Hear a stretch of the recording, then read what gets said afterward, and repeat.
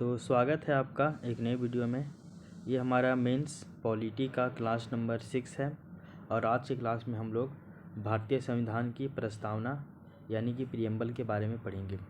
और प्रस्तावना में भी हम लोग खास करके धर्मनिरपेक्ष यानी कि सेक्युलरिज्म, लोकतांत्रिक यानी कि रिपब्लिकन और समाजवादी यानी कि सोशलिस्ट, इन सभी जो टर्मिनोलॉजी है इनको हम लोग समझने का प्रयास करेंगे। और जो अलग अलग जो केसेस है, जो वाद है, इसमें सुप्रीम कोर्ट के द्वारा क्या डिसीजन दिया गया है उसको हम लोग जानेंगे। और इससे निहित जो भी दर्शन है यानी कि फिलॉसफी है उसको भी हम लोग पढ़ेंगे। तो आज की क्लास में इंडियन पॉलिटी का जो एक बहुत ही बेसिक टॉपिक है प्रस्तावना यानी कि प्रियम्बल, इसको हम लोग पढ़ेंगे। और पिछले अगर हम लोग 5 क्लास की बात करें तो पिछले 5 क्लास में हम लोग संघवाद यानी कि फेडरलिज्म के बारे में पढ़े थे। और साथ ही साथ जो आपका संघवाद का संवैधानिक प्रावधान है केंद्र राज्य संबंध यानी कि सेंट्रल स्टेट का जो रिलेशनशिप है, ये 3 तरह का होता है, प्रशासनिक, विधायी और वित्तीय यानी कि एडमिनिस्ट्रेशन, आपका लेजिस्लेचर और आपका फाइनेंशियल। इन तीनों संबंधों को भी हम लोग पढ़े थे पिछले 5 क्लास में। ठीक है, तो 2 क्लास में हम लोग संघवाद को, फिर उसके बाद 3 क्लास में हम लोग केंद्र राज्य संबंध को पढ़ चुके हैं। तो पिछले 5 क्लास में हम लोग ये 2 टॉपिक कंप्लीट किए हैं। आज की क्लास में हम लोग जो है वो आपका प्रस्तावना वाला टॉपिक जो है वो इसको हम लोग स्टार्ट करेंगे। तो स्वागत है आपका एक नए वीडियो में। आइए हम लोग आज की जो क्लास है उसको हम लोग स्टार्ट करते हैं। तो अगर हम लोग बात करें प्रस्तावना की, तो हम सभी को पता है कि हम लोग का जो संविधान सभा का गठन हुआ था 1946 में, और उस संविधान सभा का जो प्रथम बैठक हुआ था वो आपका 9 दिसंबर 1946 को हुआ था। दिल्ली के एक पुस्तकालय भवन में हुआ था और जिसमें कई सारे मेंबर शामिल हुए थे।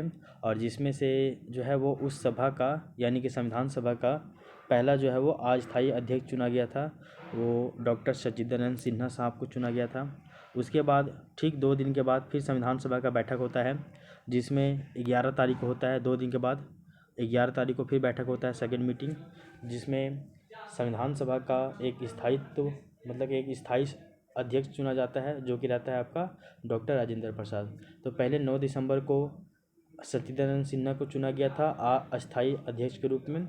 उसके बाद 11 दिसंबर को यानी कि 2 दिन के बाद डॉक्टर राजेंद्र प्रसाद को अस्थायी अध्यक्ष चुना गया था। उसके बाद फिर 2 दिन के बाद फिर तीसरा बैठक होता है संविधान सभा का, जिसमें पंडित जवाहरलाल नेहरू के द्वारा एक उद्देश्य प्रस्ताव यानी कि ऑब्जेक्टिव रिजोल्यूशन को पेश किया गया था संविधान सभा के समक्ष। और वही जो ऑब्जेक्टिव रिजोल्यूशन है, वही जो है वो जो उद्देश्य प्रस्ताव है उसको 22 जनवरी 1947 को एक्सेप्ट कर लिया गया था संविधान सभा के द्वारा। फिर वही जो आपका उद्देश्य प्रस्ताव है वही आपके आगे चल के हमारे संविधान में प्रस्तावना के रूप में देखने को मिलता है यानी कि प्रियम्बल के रूप में देखने को मिलता है। तो ये प्रस्तावना का थोड़ा सा इसके पीछे का बैकग्राउंड था वो आपको बता दिया गया है कि कैसे संविधान सभा में बैठकों के माध्यम से प्रस्तावना अस्तित्व में आया, वो आप समझ गए हैं। अब हम लोग इसके आगे की जो है वो चर्चा करेंगे। हम सभी को पता है प्रस्तावना जो है वो हमारा संविधान का एक तरह से आत्मा है। जिस तरह से आत्मा के बिना शरीर व्यर्थ है, ठीक उसी तरह आपका जो है प्रस्तावना के बिना संविधान व्यर्थ है। तो संविधान में पूरा क्या है क्या नहीं है उसका एक निक्षेप, उसका एक सार जो है वो आपका प्रस्तावना में देखने को मिलता है। और हम लोग हमेशा जानते हैं कि जो प्रस्तावना है ऐसे स्टार्ट होता है कि हम भारत के लोग भारत को संपूर्ण प्रभुत्व संपन्न समाजवादी पंथनिरपेक्ष लोकतंत्रात्मक गणराज्य, ये सीक्वेंस में रहता है पूरा। तो आपको ये सीक्वेंस भी पता होना चाहिए क्योंकि ये सीक्वेंस बहुत काम देता है। और आप जब भी मेंस का आंसर लिखते हैं ना तो ये सभी शब्दों का प्रयोग कीजिएगा, तो उससे आपका वेटेज थोड़ा सा बढ़ता है, आपका जो आंसर है वो थोड़े से औरों से अलग दिखता है। ठीक है, तो आई होप ये सभी बातें आपको ध्यान में रखना चाहिए। तो अगर सबसे पहले अगर हम लोग प्रस्तावना का अगर हम लोग क्रम देखें तो क्रम कुछ इस प्रकार है: संपूर्ण प्रभुत्व संपन्न समाजवादी पंथ निरपेक्ष लोकतंत्रात्मक और गणराज्य। ठीक है ना, संपूर्ण प्रभुत्व संपन्न की बात करें तो ये आपका सोवरेनिटी की, सोवरेन की बात कर रही है। समाजवादी यानी कि सोशलिस्ट की, पंथ निरपेक्ष यानी कि सेक्युलरिज्म की, लोकतंत्रात्मक की बात करें तो ये आपका डेमोक्रेटिक की बात कर रही है, और गणराज्य की बात करें तो ये आपका रिपब्लिकन की बात कर रहा है। ठीक है ना, तो यहाँ तक कि जो है आपको बातें समझ में आना चाहिए। और ये जो सीक्वेंस है ये एकदम पूरा आपको याद होना चाहिए: संपूर्ण प्रभुत्व संपन्न समाजवादी पंथ निरपेक्ष लोकतंत्रात्मक गणराज्य, इसको याद रखिएगा आप। इसके अलावा देखिए तो हमारे संविधान में ना 3 तरह की न्याय की बात की गई है, साथ ही साथ 5 तरह का स्वतंत्रता का बात किया गया है, दो तरह का समता का बात किया गया है, और अगर हम लोग देखें तो आपका दो तरह का बंधुत्व की भी बात की गई है। ठीक है ना, यहाँ पे है। उसके बाद हमारे संविधान में एक वर्ड का जिक्र किया गया है जिसका नाम है आपका अभिव्यक्ति। ठीक है, तो इसको भी आप थोड़ा सा ध्यान में रखिएगा। तो बोला जाता है, अगर न्याय की बात करें तो तीन तरह का न्याय है, सामाजिक न्याय, आर्थिक न्याय और आपका राजनीतिक न्याय। क्लियर। उसी के तरह अगर हम लोग स्वतंत्रता की बात करें तो ये आपका 5 तरह का स्वतंत्रता है। आपका विचार की स्वतंत्रता, अभिव्यक्ति की स्वतंत्रता, विश्वास का स्वतंत्रता, धर्म की स्वतंत्रता और आपका उपासना की स्वतंत्रता। अगर हम लोग समता की बात करें तो समता भी आपका दो तरह का है, एक है आपका प्रतिष्ठा और एक है आपका अवसर की समता। तो प्रतिष्ठा की समता और अवसर की समता ये दो तरह है। बंधुत्व की बात करें तो आपका राष्ट्र की एकता और आपका अखंडता, ये आपका बंधुत्व हो गया। अब बोला जाता है जो बंधुत्व है ये आपका नागरिकों का कर्तव्य है राष्ट्र के प्रति, यानी कि एक तरह से ये राइट नहीं है बल्कि ये आपका ड्यूटी है। क्लियर। इसके अलावा अगर हम लोग अभिव्यक्ति की बात करें यानी कि एक्सप्रेशन की, तो यहाँ पे अभिव्यक्ति जो है वो आपका तीन तरह से जिक्र किया गया है। या तो वो मौखिक रूप में हो सकता है यानी ओरल बोलकर, या फिर वो लिखित रिटेन रूप में हो सकता है, या फिर वो किसी भी तरह का सांकेतिक हो सकता है यानी कि इंडिकेट कर देना है, इंडिकेशन के रूप में भी वो हो सकता है। चित्र के माध्यम से आप उसको सांकेतिक कीजिए वो, या फिर अलग अलग तरीक़ों से। तो ये आप जब भी प्रस्तावना की बात कीजिएगा तो इसमें ये याद रखिएगा, संपूर्ण प्रभुत्व संपन्न, समाजवादी, पंथ निरपेक्ष, लोकतंत्रात्मक और गणराज्य। इसके अलावा तीन तरह की न्याय की चर्चा की गई है, 5 तरह के स्वतंत्रता की बात की गई है, 2 तरह की समता की और 2 तरह की बंधुत्व की, और अभिव्यक्ति की बात करें तो ये आपका 3 डायमेंशन में देखने को मिलता है। यहाँ तक तो था आपका ये प्रस्तावना का थोड़ा सा इंट्रोडक्शन। ठीक है, आई होप ये लाइन आपको समझ में आया होगा जितना बातें अभी तक आपको बताया गया है। ठीक है, आगे देखिए। अगर पहला पॉइंट अगर कोई पूछे आपसे कि प्रस्तावना क्या है, यानी कि प्रियम्बल इज, मतलब व्हाट इज प्रियम्बल, तो प्रियम्बल क्या है वो देख लीजिए। तो एक दो लाइन आपको समझ में आना चाहिए कि प्रस्तावना जो है वो भारतीय संविधान की भूमिका की भांति है, यानी कि एकदम पूरा पूरा पूरा संविधान का एक तरह से इसमें सार है, इंट्रोडक्शन है मेन, जिसमें संविधान के आदर्शों, उद्देश्यों, सरकार के स्वरूप, सरकार के या फिर संविधान के स्रोत, इन सभी से संबंधित प्रावधान और संविधान में लागू होने की तिथि आदि का संक्षेप जो है वो उसमें उल्लेख किया गया है। तो कोई भी पूछे प्रस्तावना क्या है तो हमेशा बताइएगा प्रस्तावना जो है वो भारतीय संविधान की भूमिका की भांति है, यानी कि भूमिका की तरह है, जिसमें संविधान के आदर्शों का, संविधान के उद्देश्यों का, सरकार के स्वरूप का और संविधान के स्रोत इत्यादि से संबंधित प्रावधान उसमें जिक्र है। साथ ही साथ संविधान के लागू होने की तिथि, इन सभी का भी जिक्र किया गया कि संविधान कब से लागू हुआ है। ठीक है ना, जैसे हम लोग बोलते हैं कि हम भारत के लोग भारत को एक संपूर्ण प्रभुत्व संपन्न, समाजवादी, पंथनिरपेक्ष, लोकतंत्रात्मक गणराज्य बनाने के लिए तथा उसके समस्त नागरिकों को सामाजिक, आर्थिक और राजनीतिक न्याय, विचार, अभिव्यक्ति, विश्वास, धर्म और उपासना की स्वतंत्रता, प्रतिष्ठा और अवसर की समता प्राप्त कराने के लिए तथा उन सब में व्यक्ति की गरिमा और राष्ट्र की एकता और अखंडता सुनिश्चित करने वाली बंधुता बढ़ाने के लिए दृढ़ संकल्प होकर अपनी इस संविधान सभा में आज तारीख 26 नवंबर 1949 ईस्वी को मिति मार्गशीर्ष शुक्ल सप्तमी संवत 2006 विक्रमी को एतत् द्वारा इस संविधान को अंगीकृत, अधिनियमित और आत्मार्पित करते हैं। तो ये पूरा संविधान मतलब ये प्रस्तावना के बारे में इस तरह की जो बातें हैं प्रस्तावना में एकदम सार लिखा हुआ है। ठीक है, इसके अलावा देख लीजिए आप, तो एक आपका प्रसिद्ध न्यायविद और संविधान विशेषज्ञ है जिनके नाम है N.A. पालकीवाला। तो N.A. पालकीवाला ने प्रस्तावना को संविधान के परिचय पत्र की संज्ञा दी है। तो प्रस्तावना को संविधान का परिचय पत्र एक तरह से जो है वो परिचय पत्र बताया गया है संविधान का। कौन? तो N.A. पालकीवाला। ये कौन है? तो ये एक प्रसिद्ध न्यायविद और संविधान विशेषज्ञ है। इसके अलावा हम लोग ये भी जानते हैं कि भारतीय संविधान की प्रस्तावना का जो अभिभार्व है वो पंडित जवाहरलाल नेहरू के द्वारा 13 दिसंबर 1946 ईस्वी को संविधान सभा में रखे उद्देश्य प्रस्ताव से हुआ है। और यही कारण है कि भारतीय संविधान की प्रस्तावना को उद्देशिका कहकर भी जो है वो संबोधित किया जाता है। इसके पीछे की जो कहानी है वो आपको स्टार्टिंग में ही बता दिया गया था। फिर हम लोग ये भी जानते हैं कि जो आपका प्रस्तावना है वो आपका अमेरिका के संविधान, प्रथम लिखित संविधान से लिया गया है। तो प्रस्तावना जो है वो आपका अमेरिका के संविधान से लिया गया है और अमेरिका का जो संविधान है वो पहला लिखा हुआ संविधान है। ठीक है ना। लेकिन अगर हम लोग प्रस्तावना की भाषा की बात करें तो भाषा जो है वो आपका ऑस्ट्रेलिया के संविधान से जो है वो लिया गया है। तो प्रस्तावना का कॉन्सेप्ट, ये आइडिया अमेरिका के संविधान से हम लोग ग्रहण किए हैं, लेकिन प्रस्तावना का जो वर्ड है, जो भाषा है, जो लैंग्वेज है, ये हम लोग ऑस्ट्रेलिया के संविधान से लिए हैं। क्लियर। फिर एक लाइन और भी याद रखिएगा कि 42वें संविधान संशोधन जो अधिनियम हुआ था 1976 ईस्वी में, इसमें प्रस्तावना में 3 गो वर्ड शामिल किया गया था। पहला समाजवादी, सेक्युलरिज्म, दूसरा पंथ निरपेक्ष, ठीक है ना, और तीसरा आपका अखंडता। तो समाजवादी यानी कि आपका जो है सोशलिस्ट, पंथ निरपेक्ष यानी कि सेक्युलरिज्म, और आपका अखंडता यानी कि इंटीग्रिटी, ये 3 वर्ड को शामिल किया गया था हमारे प्रस्तावना में 42वें संविधान संशोधन अधिनियम 1976 के द्वारा। यहाँ तक की बातें आपको ध्यान में रखना है। प्रस्तावना क्या है वो आपको एकदम समझ आ गया होगा। आगे देख लीजिए, प्रस्तावना को मुख्य तत्वों को एक चार्ट के माध्यम से समझने का प्रयास हम लोग करते हैं। समझिए, देखिए प्रस्तावना के अगर हम लोग मुख्य तत्वों की बात करें तो वो 3 है। एक है संविधान का स्रोत, एक है संविधान का स्वरूप, और एक है संविधान का उद्देश्य। तो हम लोग प्रस्तावना में 3 चीज़ को पढ़ते हैं। क्या क्या पढ़ते हैं वो देख लीजिए। पहला हम लोग देखते हैं कि संविधान का स्रोत कहाँ से है। दूसरा देखते हैं संविधान का स्वरूप कैसा है, ठीक है। तीसरा हम लोग देखते हैं कि संविधान का उद्देश्य क्या है।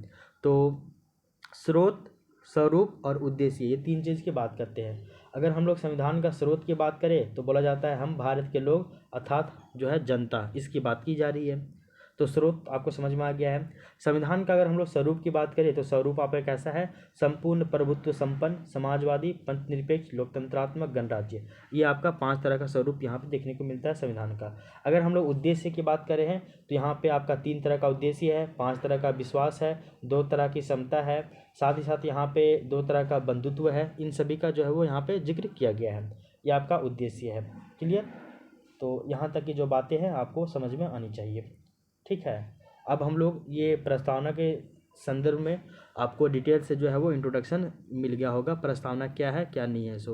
तो हमेशा याद रखिएगा कि प्रस्तावना जो है वो भारतीय संविधान की भूमिका की तरह है, जिसमें संविधान के आदर्शों, उद्देश्यों, सरकार के स्वरूप, संविधान के स्रोत से संबंधित प्रावधान और संविधान के लागू होने की तिथि, इन सभी का जिक्र किया गया है। अगर हम लोग प्रस्तावना का मुख्य तत्व की बात करें तो ये 3 तत्व इसमें मेनली देखने को मिलते हैं।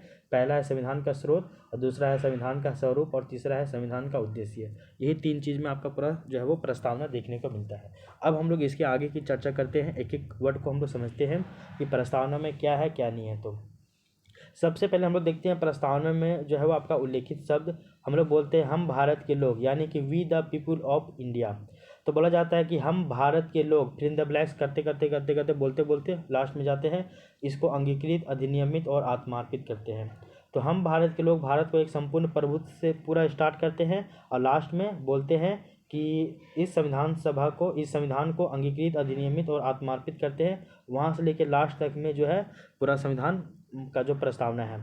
फिर हम लोग देखते हैं कि जो है इसका मतलब अगर हम लोग सार देखें तो बोला जाता है कि जो भारत के लोगों के द्वारा ही इस संविधान को बनाया गया है और इसको स्वीकार भी किया गया है और स्वयं को अर्पित यानी कि आत्मार्पित उसको अपनाया भी गया है और उसको लागू भी किया गया है।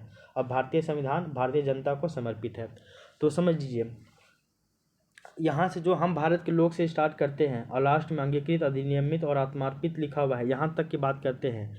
तो इसका अगर हम लोग संक्षेप में सार देखें तो इसका मतलब होता है कि ये जो भारत का जो प्रस्तावना है और भारत का जो संविधान है, इस संविधान को भारत के लोगों के द्वारा इसको बनाया भी गया है, इसको भारत के लोगों के द्वारा इसको स्वीकार भी किया गया है, इसको अर्पित भी किया गया है, इसको लागू भी किया गया है और इसको जनता जो है इसके ऊपर जो है वो भारतीय संविधान भारतीय जनता को ही समर्पित है। ये सभी बेसिक इसकी बातें की गई है। अब हम लोग इसमें सबसे पहला जो शब्द आता है प्रभुत्व संपन्न। बोलते हैं ना कि हम भारत के लोग भारत को संपूर्ण प्रभुत्व संपन्न, क्या बोलते हैं, संपूर्ण प्रभुत्व संपन्न, ये बोलते हैं सबसे पहला लाइन। तो वहीं से हम लोग स्टार्ट कर रहे हैं, ठीक ना, संपूर्ण प्रभुत्व संपन्न। तो सबसे पहला जो वर्ड है आपका प्रभुत्व संपन्न, इसकी बात करते हैं हम लोग, यानी कि सोवरेन। तो संपूर्ण प्रभुत्व संपन्न की बात करें तो इसका मतलब होता है सोवरेन। आगे देख लीजिए सोवरेन का अर्थ क्या है। तो बोला जाता है कि सोवरेन का अर्थ है, इसका तात्पर्य है कि किसी बाहरी और आंतरिक हस्तक्षेप के बिना निर्णय लेना। मतलब कि सोवरेन अगर आप बोलेंगे कि आप जो है वो एक प्रभुत्व संपन्न व्यक्ति है, यानी कि आप अपना बाहरी और आप अपना जो आंतरिक फैसला है इसमें बिना किसी के हस्तक्षेप के आप वो निर्णय लेते हैं। आपको कोई डिसीजन लेना है तो उसके लिए आप किसी के ऊपर डिपेंड नहीं है, ना ही आंतरिक रूप से ना ही बाह्य रूप से। तो आप एक प्रभुत्व संपन्न है, सिंपल सी बात है। तो वही जो प्रभुत्व संपन्न है इसमें बोला जा रहा है कि इसका तात्पर्य है कि किसी बाहरी एवं आंतरिक हस्तक्षेप के बिना निर्णय लेना, जिसमें कोई भी बाहरी शक्ति भारत के सरकार को आदेश नहीं दे सकती है कि आप ऐसा निर्णय लीजिए, वैसा निर्णय लीजिए। सिंपल सी बात है, मतलब कि भारत अपने आंतरिक और विदेशी मामलों में बिना किसी बाह्य दबाव एवं प्रतिबद्धता के स्वतंत्र रूप से निर्णय लेने में सक्षम है। क्लियर? आगे देख लीजिए। अगर हम लोग बात करें तो अभी हम लोग ग्लोबलाइजेशन के दौर में चल रहे हैं, लेकिन वर्तमान वैश्वीकरण के युग में बढ़ती अंतर्राष्ट्रीय कानूनों एवं सीमाओं के प्रभाव तथा राज्य के आर्थिक क्रियाओं पर घटते नियंत्रण ने संप्रभुता पर प्रश्न चिन्ह जो है वो लगाया है। सिंपल सी बात है, अभी आपका वैश्वीकरण का युग चल रहा है, ऐसे में एक से एक अंतर्राष्ट्रीय कानून बन रहे हैं, एक से एक अंतर्राष्ट्रीय सीमाओं का निर्धारण किया जा रहा है। ऐसे में उनका प्रभाव तो हमारे डिसीजन मेकिंग पे पड़ेगा ही पड़ेगा, साथ ही साथ हमारे राज्य का जो आर्थिक क्रिया है, जिसमें हम लोग आर्थिक क्रिया यानी कि इकोनॉमिक एक्टिविटी की बात करते हैं, इसमें 3 चीज़ को शामिल करते हैं। प्रोडक्शन यानी कि उत्पादन, डिस्ट्रीब्यूशन यानी कि वितरण, और उपभोग यानी कि कंजम्पशन। इन तीनों पे हम लोग का जो है नियंत्रण, कंट्रोल जो है वो घट रहा है। हम लोग उत्पादन कितना करेंगे कितना नहीं करेंगे वो कहीं ना कहीं अब तो विदेशी लोग भी डिसाइड कर रहे हैं। जैसे विदेशी लोग हमारे यहाँ फैक्ट्री लगाए, अब वो कितना उत्पादन करेंगे, कब फैक्ट्री को बंद करेंगे, वो उन लोग भी डिसाइड कर रहे हैं। तो हम लोग के यहाँ पे उत्पादन, वितरण और जो है उपभोग, ये तीनों हमारे नियंत्रण में अब नहीं रहा है। बहुत हद तक रहा है, लेकिन थोड़ा बहुत 2-4% अब इसमें घट रहा है। तो सिंपल सी बात समझिए कि राज्य के आर्थिक क्रियाओं पर घटते नियंत्रण ने जो आपका संप्रभुता है, सॉवरेनिटी है, इस पे एक प्रश्न चिन्ह लगाया भी है। तो आप इस लाइन को भी ध्यान में रखिएगा। आगे देख लीजिए। परंतु ये सभी बाधाएं ऐच्छिक है, जिसे राज्य अपने मूल उद्देश्यों अर्थात नागरिकों को जीवन को बेहतर बनाने के लिए प्रयोग करता है और अपने संप्रभुता को अक्षुण्य बनाए रखता है। तो ये सभी जितना भी बाधा है कि अभी वैश्वीकरण के दौर में हम लोग जानते हैं कि आपका क्या है कि हम लोग का जो डिसीजन मेकिंग है, इसके ऊपर हम लोग दूसरों के ऊपर भी ध्यान रखते हैं, क्योंकि अंतर्राष्ट्रीय कानूनों का और सीमाओं का भी हमारे ऊपर प्रभाव पड़ता है। और हम अपने देश में जो आपका आर्थिक क्रिया है, उत्पादन, वितरण और आपका उपभोग, इसमें अब आपका भी नियंत्रण थोड़ा सा कम हो रहा है, क्योंकि यहाँ पे विदेशी कंपनियों का जो है वहाँ पे अभी थोड़ा बहुत जो है उन लोग का भी महत्व दिख रहा है। तो इसमें से आपका जो है सॉवरेनिटी के ऊपर थोड़ा सा अभी क्वेश्चन मार्क उठ रहा है। लेकिन ये सभी जितना भी बाधा है वो सभी क्या है, आपका ऐच्छिक है। अगर आप अपने यहाँ पे FDI का जो है वो पूरा रोक लगा दीजिएगा तो विदेशी लोग यहाँ पे आपका निवेश नहीं करेंगे। निवेश नहीं करेंगे तो वो आपका आर्थिक क्रियाओं में वो हस्तक्षेप नहीं करेंगे। लेकिन वो भी बेहतर है एक तरह से कि निवेश ज़रूरी है, ठीक ना, आपके देश के लिए। तो ये सभी भले ही आपका ये सभी जो बाधा है वो आपका ऐच्छिक है, और इसको जो राज्य अपने मूल उद्देश्य, जो आपका राज्य का जो एकदम मेन पर्पस है, जो फंडामेंटल पर्पस है, इनको पूरा करने के लिए और नागरिकों का जो जीवन स्तर है इनको बेहतर बनाने के लिए प्रयोग कर रहा है। देन ओवरऑल देखा जाए तो संप्रभुता को ये अक्षुण्य बनाया हुआ है। तो ये सभी जितना भी लगा ले अलग अलग तरह से सेंसस, लेकिन हमारे देश का जो है संप्रभुता, वो हम लोग संप्रभु है भैया। हमारा डिसीजन मेकिंग, इसके ऊपर किसी भी कभी कोई भी जो है वो दबाव आपका नहीं देखने को मिलता है। इस लाइन को भी आप याद रखिएगा। अगर हम लोग देखें तो जो आपका संपूर्ण प्रभुत्व संपन्न है, इसमें आपका आंतरिक मामले भी है और आपका बाह्य मामले भी है। आंतरिक मामले की बात करें तो आपका राजनीतिक है, आर्थिक है, सामाजिक है, धार्मिक है, ये सभी आंतरिक मामले में आएंगे। वहीं अगर हम लोग बाह्य मामले की बात करें तो जिसमें हम लोग विदेशी मामले की बात करते हैं, और विदेशी मामले में भी हम लोग 3 चीज़ की बात करते हैं। मित्र की बात करते हैं, शत्रु की बात करते हैं, और अंतर्राष्ट्रीय जो भी ट्रीटी होता है, संधि होता है, इसकी बात कर लेते हैं। ठीक है, आगे देख लीजिए। राष्ट्रकुल यानी कि स्वाधीन राष्ट्रों का एक स्वतंत्र संघ है, तो उसमें और संयुक्त राष्ट्र जैसे जो संघ है, UNO जैसे, इन सभी वैश्विक संगठनों की सदस्यता बनाए रखने के कारण भारत पर संपूर्ण प्रभुत्व संपन्न होने के विरुद्ध आक्षेप लगाया जा सकता है या लगाया जाता है। तो हम लोग बोलते हैं कि एक तरफ आप UNO का सदस्य बन जाइएगा, तो ऐसे में आपको उसके अनुसार चलना पड़ेगा, तो आप सॉवरेन कहाँ है फिर, ये सवाल उठता है। लेकिन आज देख लीजिए, राष्ट्रमंडल में ब्रिटिश क्राउन को केवल प्राचीन ब्रिटिश साम्राज्य की एकता के प्रतीक स्वरूप स्वीकार किया गया है। आप देखते होंगे ना, कॉमनवेल्थ गेम होता है, यानी कि राष्ट्रमंडल जो है ये खेल होता है, इसमें ब्रिटेन का गुलाम जो देश था वही देश इसमें पार्टिसिपेट करेगा। तो अगर आप भी इस गेम में, कॉमनवेल्थ गेम में पार्टिसिपेट करते हैं, तो ये आपको मानसिक रूप से बताया जा रहा है कि आप हमारे गुलाम थे, इसलिए आप इस गेम में शामिल हो रहे हैं। ठीक है, तो वहाँ पे भी आपको उसी के अनुसार चलना पड़ेगा। ऐसा होता है, सवाल उठता है, तो कई सारे बुद्धिजीवी लोग सवाल उठाते ही हैं। आगे देख लीजिए।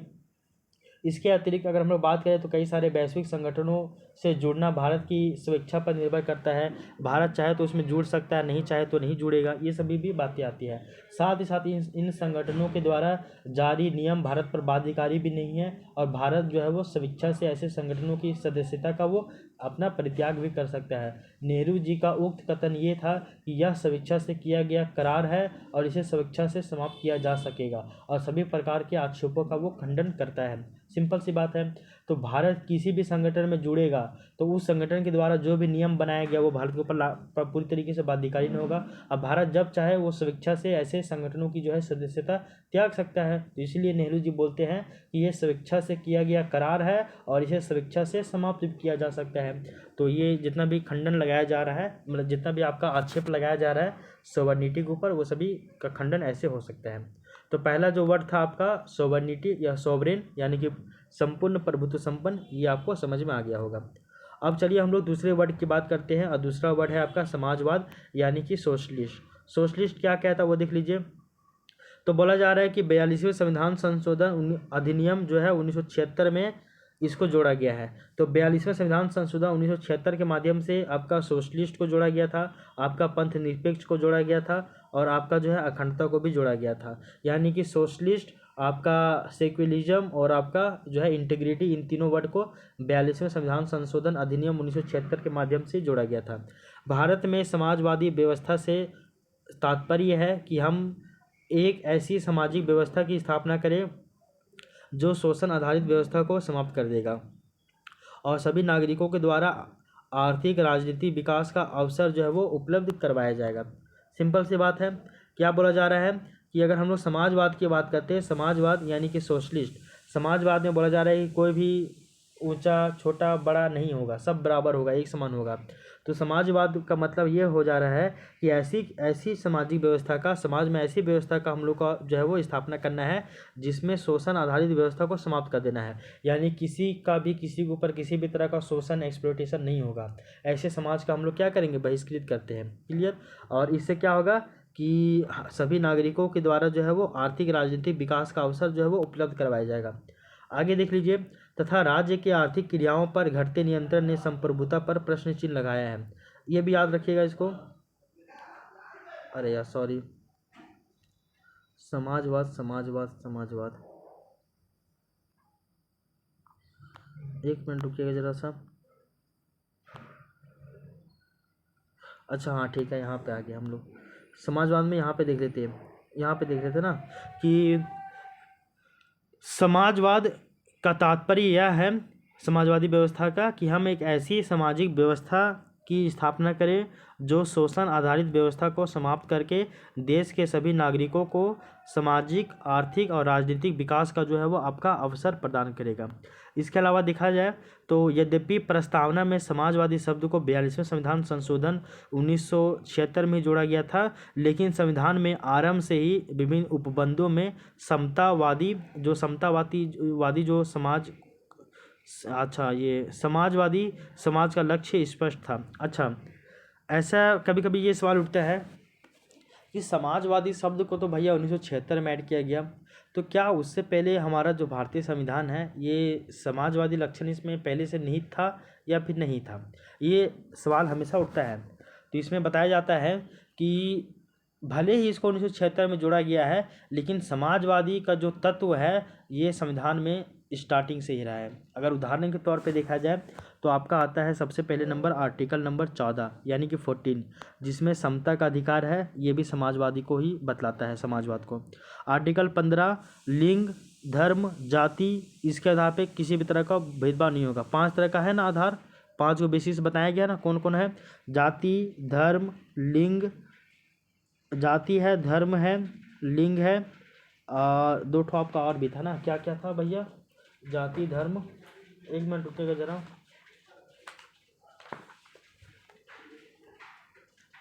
पांच को आधार है। पहला है जाति, दूसरा है धर्म, तीसरा है लिंग, चौथा है मूल वंश, और पांचवा है जन्म स्थान। धर्म की बात करें तो बोला जाता है रिलीजन। मूल वंश की ये जाति की बात करें तो बोला जाता है आपका कास्ट। लिंग की बात करें तो आपका हो जाएगा सेक्स, और जन्म स्थान बोला जाए तो यानी कि प्लेस ऑफ बर्थ, और इसके अलावा अगर हम लोग देखें तो ये मूल वंश यानी कि आपका ग्राउंड्स ऑफ रिलीजन इनकी बात की जा रही है, तो इसके आधार पे किसी के साथ भी किसी भी तरह का कोई भी भेदभाव नहीं किया जाएगा, यह आर्टिकल 15 बोलता है। वहीं आर्टिकल 17 की बात करें तो ये आपका अस्पृश्यता का अंत बतलाता है, तो ये आर्टिकल 18 उपाधियों का अंत ये भी, और आर्टिकल 38 न्याय युक्त सामाजिक व्यवस्था की स्थापना करना, आर्टिकल 39 संपत्ति का पुनर्वितरण, आर्टिकल 39 क्लॉज ए की निःशुल्क विधिक सहायता प्रदान करना, और आर्टिकल 43 की बात करें तो विभिन्न उद्योगों में कर्मकारों की भागीदारी को सुनिश्चित करना। ये सभी जितने भी तत्व थे वो आपका समाजवादी जो है समाजवादी विचारधारा को यहाँ पे इंडिकेट करते थे। यानी कि आपका 42वां संविधान संशोधन 1976 से पहले भी हमारे संविधान में समाजवादी तत्व जो है वो आपका शामिल था। आर्टिकल 14, 15, 17, 18, 38, 39 क्लॉज ए, 43 इन सभी के माध्यम से जो है वो आपका समाजवादी तत्व हमारे संविधान में देखने को मिलता है। ठीक है, तो इसको आप याद रख लीजिएगा। ठीक है, आगे देख लीजिए। अगर इसके आगे की चर्चा करें हम लोग तो यहाँ पे बताया जाता है समाजवाद में थोड़ा सा और बात देख लीजिए। थोड़ा सा समाजवाद के बारे में बोला जाता है कि समाजवाद एक ऐसी विचारधारा है कि जिसमें समानता, बोला जाता है कि समाजवाद जो है वो एक ऐसी विचारधारा है जिसमें समानता के लगभग प्रत्येक आयाम जो है वो आपका परिलक्षित होता है। तो समानता का हर एक डायमेंशन को इसमें कवर किया जाता है, चाहे वह संपत्ति का हो, चाहे वो संसाधनों की समानता से संबंधित हो, या फिर समाज में जो है प्राप्त प्रतिष्ठा और अवसर की समानता हो। तो भारतीय समाजवाद लोकतांत्रिक समाजवाद के सन्निकट है, उसी के जैसा ही है, समझे। तो बोला जा रहा है कि समाजवाद का जो है डायमेंशन बहुत ही ब्रॉड है, इसमें सभी तरह के हम लोग आयामों को इसमें शामिल करते हैं। इसमें संपत्ति का भी, इसमें संसाधनों का भी, इसमें हम लोग समाज में प्राण प्रतिष्ठा अवसर की समानता, इन सभी को ही हम लोग शामिल करते हैं समाजवाद के अंतर्गत। क्लियर। आगे देख लीजिए। लोकतांत्रिक समाजवाद नेहरू जी की विचारधारा से संबंधित है और इसमें मिश्रित अर्थव्यवस्था यानी कि सार्वजनिक और निजी क्षेत्र इन दोनों का अस्तित्व का लक्षण दिखाई देता है। यहाँ पे बोला जा रहा है ना कि आपका प्राइवेट सेक्टर को जन कल्याण हेतु कार्य करना होगा, ठीक है ना।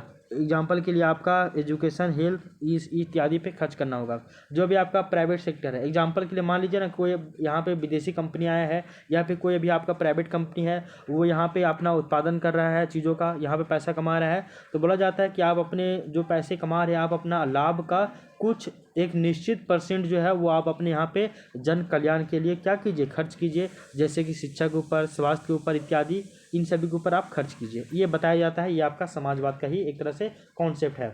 नेहरू जी का विचारधारा क्या था? लोकतांत्रिक समाजवाद। बोला जाता है कि इसमें आपका मिश्रित अर्थव्यवस्था होगा, इसमें गवर्नमेंट भी और इसमें प्राइवेट जो है, मतलब गवर्नमेंट भी और प्राइवेट भी दोनों मिल के जो है वो काम करेंगे, दोनों का अस्तित्व दिखेगा, दोनों का कोलैबोरेशन दिखेगा। ये आपका लोकतांत्रिक समाजवाद बतलाता है, ये जो कि नेहरू जी का विचारधारा था।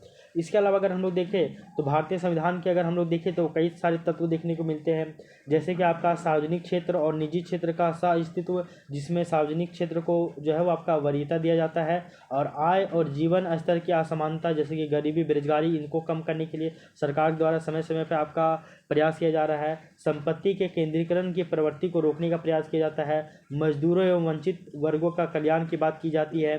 ये सभी हम लोग जब DPSP पढ़ेंगे वहाँ पे भी देखते हैं। तो ये सभी जो लक्षण है आपका वो समाजवाद को ही परिलक्षित करते हैं। आगे देख लीजिए। ये आर्थिक न्याय के सिद्धांत पर आधारित है। जो आपका समाजवाद है ना वो आपका आर्थिक न्याय, एक तरह से बोला जा रहा है सभी को आपका आर्थिक न्याय है। जैसे संपत्ति का केंद्रीकरण की जो प्रवृत्ति है इसको रोकना, ये आर्थिक न्याय है। मजदूरों और वंचित वर्गों का कल्याण करना, ये आपका आर्थिक न्याय है। आय और जीवन स्तर की जो असमानता है जिसमें आपका गरीबी को कम करना, बीमारी को कम करना, बेरोजगारी को दूर करना, ये सभी क्या है? आपका आर्थिक समानता है, आर्थिक न्याय है। इसके अलावा अगर बोला जाए तो संपत्ति का, संसाधनों की समानता, संपत्ति की समानता, इसके अलावा समाज में प्रतिष्ठा की समानता, अवसर की समानता, ये सभी आपका आर्थिक न्याय का ही सिद्धांत है। क्लियर। आगे देख लीजिए। यद्यपि उदारीकरण और वैश्वीकरण के इस युग में माना जा रहा है कि राज्य समाजवादी लक्ष्यों से पीछे हट रहा है। अभी देख लीजिए, जब से हम लोग 1991 में नया रिफॉर्म लाए थे, नई आर्थिक सुधार किए हैं, जिसमें हम लोग LPG को अपनाए हैं, निजीकरण, उदारीकरण और वैश्वीकरण। तो बताया जा रहा है कि जब से आप उदारीकरण और वैश्वीकरण की जो है इस जनरेशन में, इस युग में, इस एरा में आए हैं, तब से जो है वो सरकार, यानी राज्य का अर्थ यहाँ पे सरकार से डिनोट है। तो राज्य जो है वो आपका समाजवादी लक्ष्यों से क्या है, पीछे होते जा रहा है। समाजवादी लक्ष्य क्या है कि सरकार जो है वो आपका आर्थिक न्याय, सामाजिक न्याय, इन सभी को वो फुलफिल करेगा। लेकिन सरकार अब ये सब काम करने से पीछे हो रहा है। क्यों हो रहा है? लेकिन अगर हम लोग बात करें सरकार जो है पीछे हो रहा है। सरकार अपना पहले जो है वो सरकार पहले जो है वो वितरण का काम करती थी, उत्पादन काम करती थी। अब एक दो प्रक्रिया से पीछे हो रही है। कैसे हो रही, कैसे नहीं हो रही, हम लोग आगे देखेंगे।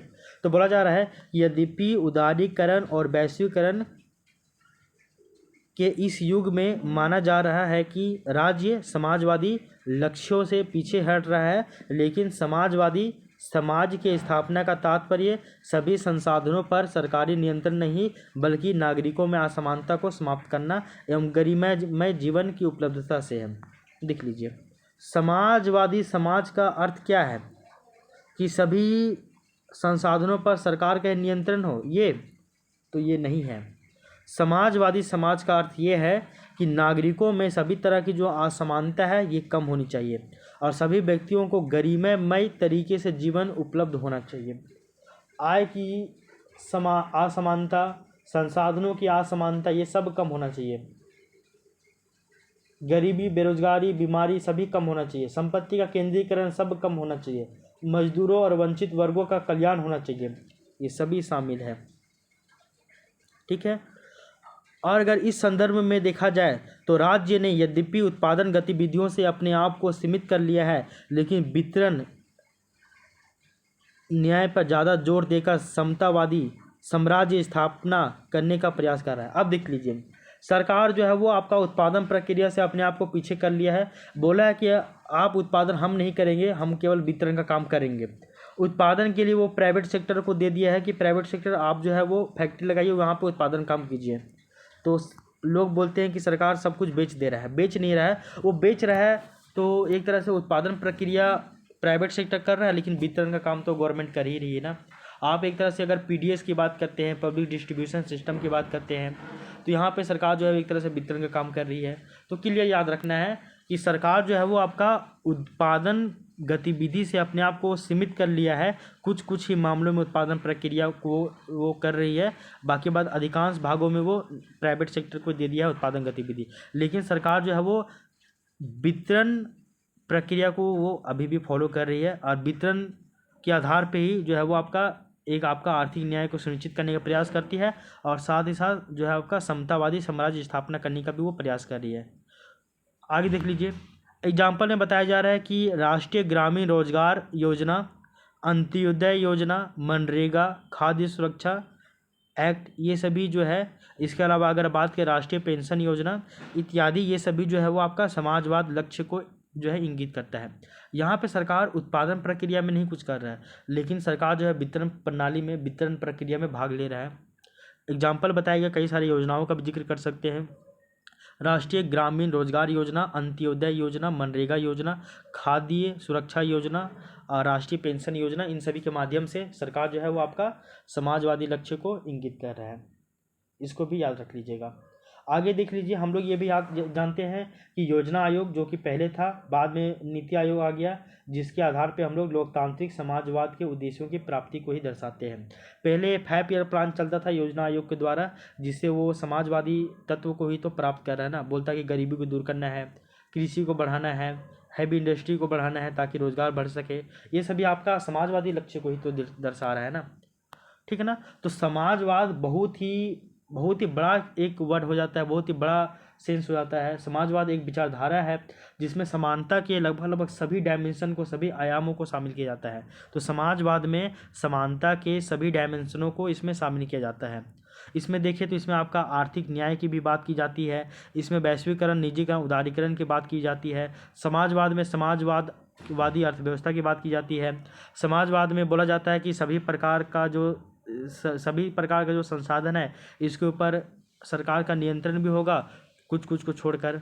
इसके अलावा देख लीजिए, समाजवाद में आपका मिश्रित अर्थव्यवस्था की बात की जाती है, जिसमें आपका प्राइवेट सेक्टर और आपका जो है सरकारी, जो प्राइवेट सेक्टर और आपका गवर्नमेंट है, दोनों मिलकर काम करेगा और ये दोनों मिलकर काम करेंगे और आपका जन कल्याण की जो है भागीदारी को और भी बढ़ाएंगे इसमें। तो समाजवाद ये बहुत ही, ये जो विचारधारा है, इस विचारधारा में समानता के सभी डायमेंशनों को, सभी आयामों को इसमें परिलक्षित किया जाता है, इसमें शामिल किया जाता है। तो समाजवाद एक बहुत ही बड़ा टर्मिनोलॉजी हो जाता है। आई होप ये वाला जो लाइन है वो आपको समझ में आ गया होगा। ठीक है, आगे देखिए।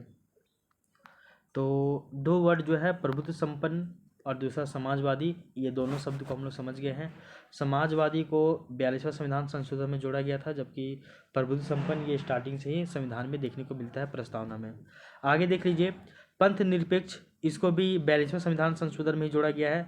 पंथ निरपेक्ष का होता है सिंपल सा सेक्युलरिज्म, तो यानी कि सेक्युलर। तो बोला जाता है कि प्रस्तावना में जो पंथ निरपेक्ष शब्द है, इसको 42वां संविधान संशोधन 1976 के माध्यम से जोड़ा गया था। और पंथ निरपेक्ष का यानी कि सेक्युलरिज्म या फिर सेक्युलर का तात्पर्य क्या है? तो पंथ निरपेक्ष का तात्पर्य है कि धर्म से संबंध ना रखने वाले विश्वास की इस पद्धति जिसमें सभी प्रकार के धार्मिक आस्थाओं एवं उपासना को नकारा जाता है। तो पंथ निरपेक्ष का सिंपल सा अर्थ है कि हमारे देश का कोई भी जो है वो राजकीय धर्म नहीं होगा, हमारे देश का कोई धर्म नहीं होगा। हमारे देश में रहने वाले सभी व्यक्तियों की जो उनका जो आस्था है अपने अपने धर्म के प्रति, सबको सम्मान दिया जाएगा, सभी की उपासनाओं को सम्मान दिया जाएगा, किसी को भी नकारा नहीं जाएगा। आप अलग अलग विश्वास, अलग अलग धर्म, अलग अलग आस्थाओं में, अलग अलग उपासना में जो है वो विश्वास रखते हैं, सबको सम्मान दिया जाएगा। तो यही है कि इसका संबंध यही है कि धर्म से राज्य का कोई लेना देना नहीं है, इस मामले में वो हस्तक्षेप नहीं करेगा। हम लोग ये भी जानते हैं कि मूल रूप से भारतीय संविधान में ये जो शब्द है पंथ निरपेक्ष, ये नहीं था, भले ही नहीं था, लेकिन भारतीय समाज में प्रारंभ से ही अपनी बहुसांस्कृतिक विरासत को सौहार्दपूर्ण तरीके से संजोया हुआ है। तो भारत जो है वो अपने ये जो है अपना बहुत ज़्यादा यहाँ पे विविधता देखने को मिलता है, बहुसांस्कृतिक यहाँ पे विरासत है, इसको वो सौहार्दपूर्ण तरीके से संजोए हुए है भारत। इसके अलावा हम लोग देखते हैं कि पंथ निरपेक्ष से तात्पर्य धर्म और राजनीति का अलगाव है, यानी कि धर्म को राजनीति से दूर रखा जाएगा, अर्थात राज्य का अपना कोई भी राजकीय धर्म नहीं होगा और ना ही धर्म के नाम पर किसी भी नागरिक के साथ किसी भी प्रकार का कोई भी भेदभाव किया जाएगा। भारत में मूल अधिकारों के तहत प्रत्येक व्यक्ति को धार्मिक मामलों में स्वतंत्रता दी गई है। तो जब हम लोग बात करते हैं धर्म की, तो धर्म की जो है बताया गया है कि हम लोग का ये मौलिक अधिकार दिया गया है, फंडामेंटल राइट्स दिया गया है कि भारत में फंडामेंटल राइट्स के तहत प्रत्येक व्यक्ति को, हर एक व्यक्ति को धार्मिक मामलों में संरक्षण प्राप्त है, आर्टिकल 25 से लेकर आर्टिकल 28 तक में। ठीक है, फिर बताया जाता है कि यद्यपि शुरुआत से धर्मनिरपेक्ष शब्द का जिक्र संविधान में नहीं हुआ था, धर्मनिरपेक्ष शब्द का जिक्र स्टार्टिंग से संविधान में नहीं था, लेकिन भारतीय संविधान धर्मनिरपेक्ष रहा है हमेशा। शुरू से ही अगर हम लोग देखें तो भारतीय संविधान जो है वो आपका धर्मनिरपेक्ष रहा है और पश्चिमी धारणा में व्यक्ति की स्वतंत्रता और व्यक्ति की नागरिकता से संबंधित अधिकारों की रक्षा के लिए धर्मनिरपेक्षता को धर्म और राज्य को पारस्परिक निषेध के रूप में देखा गया है। ठीक ना, और पारस्परिक निषेध का तात्पर्य है कि धर्म और राज्य दोनों एक दूसरे से अंदरूनी मामले में दूर ही रहेंगे। तो यहाँ पे पारस्परिक निषेध का जिक्र किया गया है। और सिंपल सी बात यह है कि धर्म जो है मतलब कि बोला जाता है कि आपका बताया जाता है ये चीज़ कि पंथ निरपेक्षा या फिर जो है पारस्परिक निषेध रखा गया, इसका सिंपल सा अर्थ है कि धर्म और राजनीति का अलगाव है, यानी कि धर्म और राजनीति को दूर रखा जाएगा।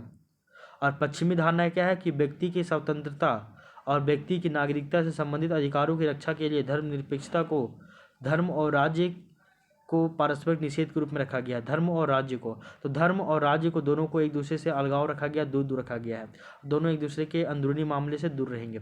और धर्म और राज्य को अलग रखने का उद्देश्य यही था कि व्यक्ति की स्वतंत्रता की सुरक्षा की जा सके। अगर आप राज्य को धर्म से अगर दूर नहीं रखते तो राज्य जो है वो आपका व्यक्ति के डिसीजन, व्यक्ति के निर्णयों के ऊपर वो करने लगता, डिसीजन मेकिंग करने लगता, तो उनका जो है स्वतंत्रता, उनका जो सुरक्षा नहीं रहता। तो सिंपल सी बात है कि धर्म और राज्यों को अलग रखने का उद्देश्य यही था कि व्यक्ति की जो स्वतंत्रता है इसको सुरक्षित रखा जा सके। आगे देख लीजिए, जो राज्य संगठित धर्म का समर्थन देता है वह पहले से ही मजबूत धर्म की ओर ताकतवर बनाता है, जबकि धार्मिक संगठन व्यक्ति के धार्मिक जीवन को नियंत्रित करने लगते हैं। तो जो भी राज्य संगठित धर्म को समर्थन देगा तो वो पहले से ही मजबूत धर्म को ही और ताकतवर बनाता है। अगर जिस देश में जनसंख्या जिस धर्म का ज़्यादा होगा तो आप देखते होंगे कि उस देश में फिर उसी धर्म का ही बोलबाला बनेगा, और वैसे में उस देश में रहने वाले जो अल्पसंख्यक उनके ऊपर शोषण होगा। यह सभी स्थिति भारत में भी देखने को मिल रही है अभी भी। तो फिर भी यहाँ पे जो बहुसंख्यक है उसी के ऊपर शोषण किया जा रहा है, अल्पसंख्यकों को ऊपर ज़्यादा ध्यान दिया जा रहा है। ये गलत बात है भारत में। तो जो राज्य संगठित धर्म को समर्थन देता है वह पहले से ही मजबूत धर्म को और ताकतवर बनाता है, और जबकि धार्मिक संगठन व्यक्ति के धार्मिक जीवन को नियंत्रित करने लगता है। तो अगर कोई भी धार्मिक संगठन होगा वो व्यक्ति के धार्मिक जीवन को तो कंट्रोल करेगा। भारतीय संविधान निर्माता विभिन्न समुदायों के बीच समानता चाहते थे, और इसका कारण यह है कि व्यक्ति की स्वतंत्रता और आत्मसम्मान का सीधे उसके समुदाय की हैसियत पर निर्भर करता है। तो अगर आप कितना स्वतंत्र है, आपके अंदर कितना आत्मसम्मान है, ये आपका झलकता है आपके समुदाय की हैसियत पर। अगर आप उच्च जाति से संबंधित रखते हो तो आपका बोलने का तरीका, आपका बैठने का तरीका, आपका बात का वेटेज महत्व ज़्यादा रहेगा। वो आपके समुदाय की हैसियत के आधार पर निर्भर होता है। यदि एक समुदाय दूसरे समुदाय के प्रभुत्व में हो तो उसके सदस्य भी कम स्वतंत्र होंगे। सिंपल सी बात है, अगर एक समुदाय दूसरे समुदाय के अंदर में रहेगा तो वो उसके अनुसार चलेगा, उसका जो डिसीजन मेकिंग होगा उसी के अनुसार इसको चलना पड़ेगा। और दूसरी तरफ दो समुदायों के बीच बराबरी का संबंध हो तो एक दूसरे के प्रभुत्व ना होंगे। अगर दोनों एक दूसरे के बराबर है, इसकी भी जितनी जनसंख्या उसकी भी उतनी जनसंख्या रहेगा, दोनों में कन्फ्लिक्ट विवाद तो होगा ही होगा, लेकिन दोनों एक दूसरे के ऊपर जो है अपने विचारधाराओं को थोप नहीं सकेंगे। क्लियर। दूसरी तरफ दो समुदायों के बीच बराबरी का संबंध हो तो ऐसे में एक दूसरे का प्रभुत्व ना हो सकता है। तो इन समुदायों के सदस्य आत्मसम्मान और स्वतंत्रता के भाव से भरे होंगे। तो अगर बोला जाता है कि अगर दोनों समुदायों के बीच में बराबरी का संबंध हो तो कोई भी एक दूसरे से कमतर नहीं हो, तो ऐसे में दोनों समुदायों का जो सदस्य होंगे वो आत्मसम्मान से, स्वतंत्रता के जो भाव है इनसे भरे होंगे, वो डरेंगे नहीं। जो कमज़ोर होंगे वो डरेंगे ही, सिंपल सी बात है। इसलिए भारतीय संविधान ने सभी धार्मिक समुदायों को धार्मिक स्वतंत्रता का अधिकार दिया है। तो भारतीय संविधान जो है वो धार्मिक समुदायों को धार्मिक स्वतंत्रता का अधिकार दिया है एवं सभी धार्मिक समुदायों को शिक्षण संस्थान स्थापित करने और चलाने का भी अनुमति प्रदान करता है। भारतीय संविधान बोलता है कि जो भी धार्मिक समुदाय है वो अपना धार्मिक समुदायों को अपनी धार्मिक स्वतंत्रता का अधिकार भी दिया है। अपने धर्म के लिए वो लोग अपनी आवाज़ उठा सकते हैं, अपने धर्म का वो लोग प्रोटेक्ट भी कर सकते हैं, और अपने धार्मिक समुदायों को जो है सभी धार्मिक समुदायों को शिक्षण संस्थान स्थापित करने और उसको चलाने का भी अनुमति दिया गया है। अब भारत में धार्मिक स्वतंत्रता का अर्थ व्यक्ति और समुदाय दोनों की स्वतंत्रता से है। तो धार्मिक स्वतंत्रता का मतलब व्यक्ति की स्वतंत्रता और समुदाय की स्वतंत्रता दोनों से यहाँ पे इसका जिक्र देखने को मिलता है। क्लियर। तो ये आपका जो है पंथनिरपेक्ष यानी ये सेक्युलर का यहाँ पे अर्थ है। ठीक है। तो बोला जाता है कि जितने भी यहाँ पे है भारत में जितने भी धार्मिक समुदाय है सभी को धार्मिक स्वतंत्रता प्रदान किया गया है, और सभी धार्मिक समुदायों को अपने शिक्षण संस्थान चलाने का स्थापित करने का अनुमति दिया गया है। अब भारत में धार्मिक स्वतंत्रता का अर्थ क्या है? व्यक्ति और समुदाय दोनों की स्वतंत्रता से है। क्लियर। आगे देख लीजिए, चौथा नंबर पॉइंट आता है आपका लोकतंत्रात्मक, यानी कि हम लोग इसकी बात करते हैं डेमोक्रेटिक की। तो बोला जा रहा है कि संविधान की प्रस्तावना में लोकतांत्रिक शब्द का इस्तेमाल बहुत ही बृहत रूप से किया गया है, जिसमें न केवल राजनीतिक लोकतंत्र बल्कि सामाजिक आर्थिक लोकतंत्र को भी शामिल किया गया है। तो लोकतांत्रिक में यानी कि लोकतंत्र में केवल राजनीतिक लोकतंत्र को ही नहीं बल्कि सामाजिक और आर्थिक लोकतंत्र को भी शामिल किया गया है। इसका जो है सेंस बहुत बड़ा है। लोकतंत्र से अभिप्राय है कि जन शासन की एक प्रणाली से है। तो लोकतंत्र का जो परिभाषा हम लोग जन शासन से लेते हैं, यानी कि लोकतंत्र से अभिप्राय है कि जन शासन की एक बहुत ही बड़ी प्रणाली से है, जिसमें जनता के द्वारा चुनी गई शासन जो है वही सरकार जो है वही शासन करेगी। यानी कि हमारे देश में किसका शासन होगा ये कौन डिसाइड करेगा? तो जनता डिसाइड करेगी। अगर हमारे देश में हम लोग की जनता के द्वारा चुना गया सरकार ही शासन कर रहा है, देन ये आपका लोकतंत्र है। क्लियर। फिर देखिए, चूंकि भारत ने लोकतंत्र के संसदीय प्रतिनिधि प्रतिरूप को अपनाया है, हमारे देश में आपका संसदीय शासन व्यवस्था है, अध्यक्षीय शासन व्यवस्था नहीं है। देन हमारे यहाँ जो सरकार होगा तो वो उसका जो चुनाव हम लोग कैसे करेंगे, हम लोग जनता, यहाँ की जनता चुनेगी। तो हमारा देश लोकतांत्रिक भी है और गणतांत्रिक भी है, दोनों क्या है वो देखेंगे आगे। तो चूंकि भारत ने लोकतंत्र के संसदीय प्रतिनिधि प्रतिरूप को अपनाया है, जैसे कि आर्टिकल 53 में बोला गया है कि राष्ट्रपति में समस्त कार्यपालिका का शक्ति होने की बात की गई है, लेकिन आर्टिकल 74 क्लॉज 1 में राष्ट्रपति को मंत्रिपरिषद के सलाह के अनुसार कार्य करने की भी उपबंध किया गया है। तो देखिए, भारत में लोकतंत्र भी अपनाया गया है और भारत में संसदीय शासन प्रणाली भी अपनाया गया है। संसदीय शासन प्रणाली में क्या बोला जाता है कि आपका राष्ट्र का दो तरह का प्रमुख होगा, एक आपका कार्यपालिका का वास्तविक प्रमुख होगा और एक कार्यपालिका का जो है वो सांकेतिक या फिर नाम मात्र का प्रमुख होगा। कार्यपालिका का जो आपका सांकेतिक प्रमुख होगा, जैसे कि आपका राष्ट्रपति, वो पूरे देश को वो डिनोट करता है, और वो कार्यपालिका का जो है वो नाम मात्र का प्रमुख होता है। लेकिन जो आपका कार्यपालिका का जो वास्तविक प्रमुख होता है उसको हम लोग बोलते हैं प्रधानमंत्री, और जो प्रधानमंत्री है उसका हम लोग चुनाव करेंगे।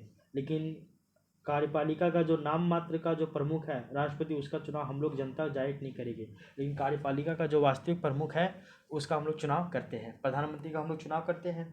तो सिंपल सी बात है, आर्टिकल 53 में बोला गया है कि हमारे देश का एक राष्ट्रपति होगा। आर्टिकल 52 में 53 में बोला कि राष्ट्रपति को कार्यपालिका संबंधी जो समस्त शक्ति है वो सभी प्राप्त होगी। लेकिन वहीं आर्टिकल 74 क्लॉज 1 में बोला गया है कि जो राष्ट्रपति जी जो है वो मंत्रिपरिषद की सलाह पर भी कोई डिसीजन ले सकते हैं, यानी कि कोई काम धाम कर सकते हैं, अपने मन से नहीं कर सकते हैं। क्लियर? तो ये आपका संसदीय व्यवस्था भी अपना रहा है। तो भारत संसदीय लोकतंत्र के साथ साथ संसदीय प्रतिनिधि प्रतिरूप को भी अपनाया है। आगे देख लीजिए, वयस्क मताधिकार कानून की सर्वोच्चता, चुनाव की प्रणाली, भेदभाव का अभाव, न्यायपालिका स्वतंत्रता इत्यादि राज्य व्यवस्था को लोकतांत्रिक लक्षण के स्वरूप में दिखाता है। तो हमारे यहाँ पे लोकतंत्र है, लोकतांत्रिक लक्षण क्या क्या है? तो बोला जाता है कि यहाँ पे कानून ही सर्वोच्च है, ये लोकतांत्रिक है। यहाँ पे वयस्क मताधिकार के आधार पर चुनाव होता है, तो ये लोकतंत्र है।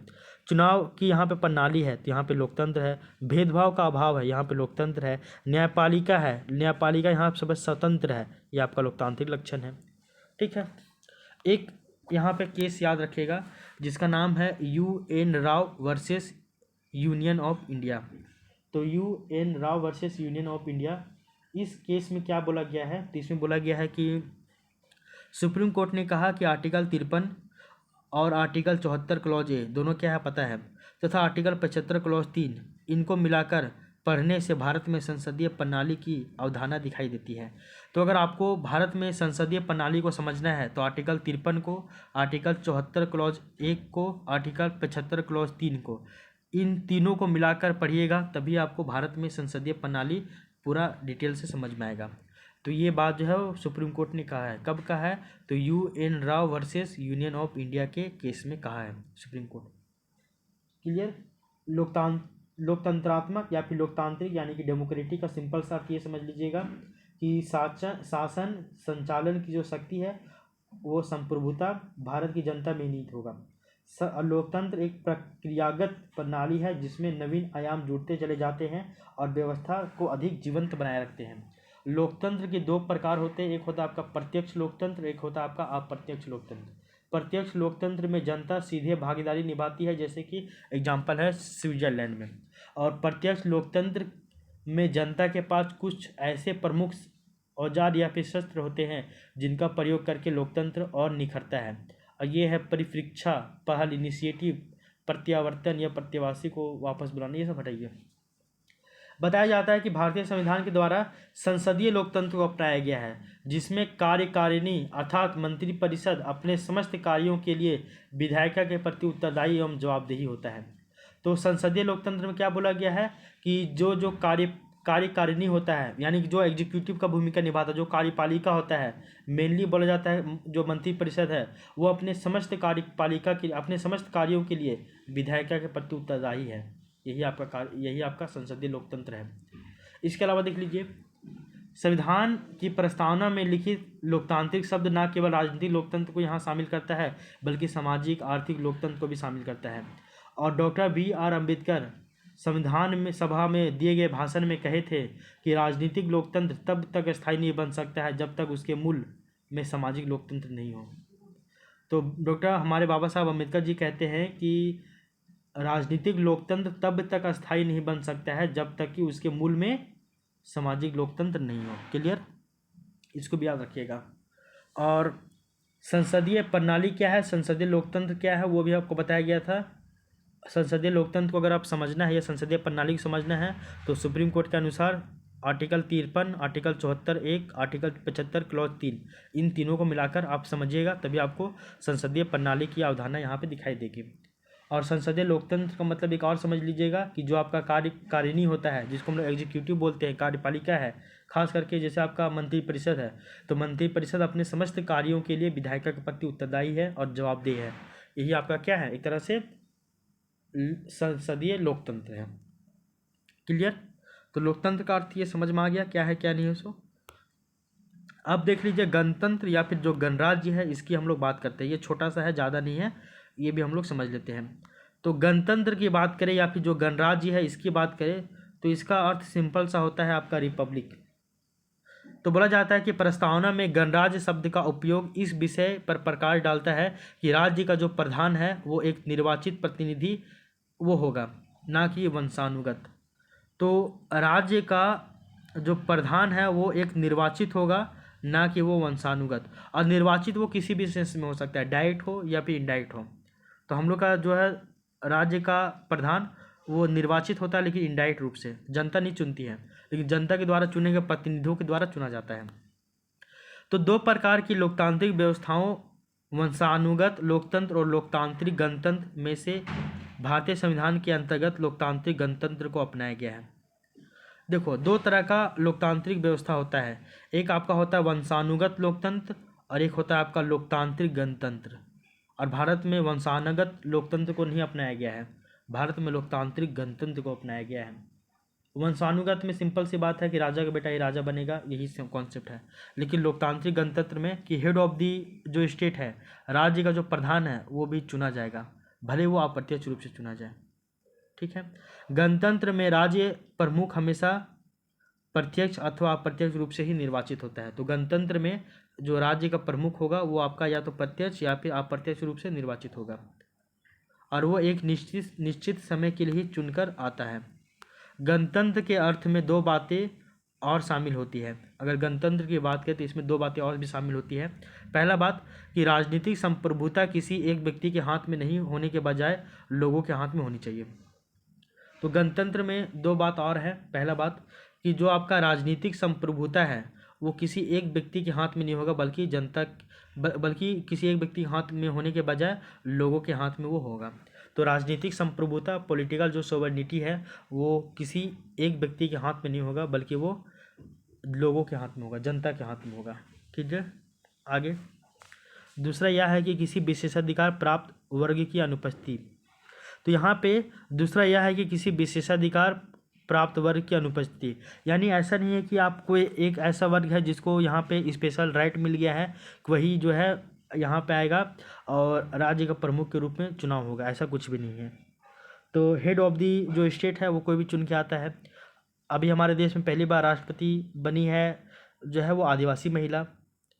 तो यहाँ पे अगर ऐसा फिक्स रहता है कि यहाँ पे ये नहीं बन सकते, आदिवासी नहीं बन सकता है, केवल जनरल लोग ही बन सकते हैं या केवल और दूसरे लोग बन सकते हैं, ऐसा कुछ भी नहीं है।